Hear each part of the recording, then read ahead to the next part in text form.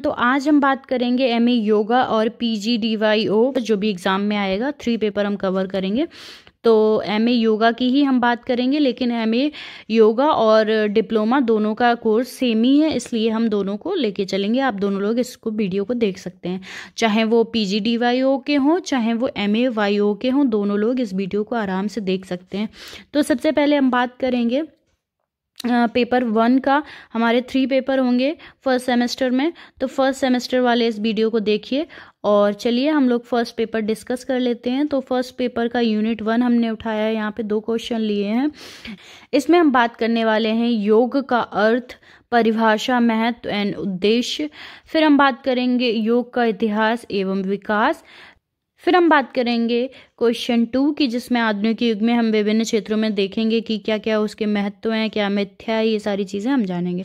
तो चलिए बिना देरी किए हुए स्टार्ट करते हैं हम। तो सबसे पहले हम बात करेंगे योग का अर्थ क्या है। योग का अर्थ है जुड़ना या मिलना। योग शब्द की उत्पत्ति होती है हमारे संस्कृत के युज धातु से। युज धातु से इसकी उत्पत्ति हुई है और आत्मा का परमात्मा से मिलन कराना ही योग है। जैसे कि हम आत्मा और परमात्मा जब एक हो जाते हैं तो ही हम कहते हैं योग है। गीता में श्री कृष्ण भगवान ने कहा है कि कर्मों में कुशलता ही योग है। तो चलिए अब हम चलते हैं नेक्स्ट स्लाइड पे। योग का अर्थ है कि आप सचेतन रूप से इसका अनुभव करते हैं।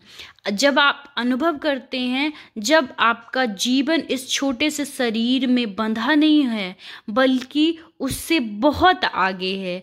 आपके शरीर व मानसिक आयाम एक सीमा नहीं है बल्कि एक बड़ी संभावना के लिए बड़ी सीढ़ियां हैं, यहाँ तक कि आपके जीवन में एक जीवित सच्चाई बन जाता है।